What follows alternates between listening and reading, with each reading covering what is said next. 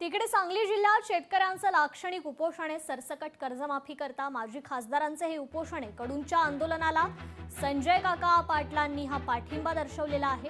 सांगली जिल्ह्यातील शेतकऱ्यांची सरसकट कर्जमाफी करून त्यांचा सातबारा कोरा करावा या मागणीकरता माजी खासदार संजय काका पाटील यांच्या नेतृत्वाखाली शेतकऱ्यांना घेऊन एक दिवसीय लाक्षणिक उपोषण सुरू करण्यात आले। तर याच संदर्भात माजी खासदार संजय काका पाटील यांच्याशी बातचीत केली आहे आमचे लोकशाहीचे प्रतिनिधी संजय देसाई यांनी। आपल्या सोबत आहेत संजय काका पाटील, त्यांच्याकडून जाणून घ्या की त्यांच्या नेमक्या मागण्या काय आहेत। आपण आपल्या जिल्ह्यापुरतं पाहिलं तर प्रचंड मोठं नुकसान आहे। त्या दृष्टीनं आपण सगळ्यांनी हा शेतकऱ्याचा सातबारा कोरा झाल्याशिवाय शेतकरी पुन्हा उभा राहू शकणार नाही ही बाजू घेऊन पूर्वी 10 वर्ष मी खासदार म्हणून या जनतेने मला निवडून दिलं होतं।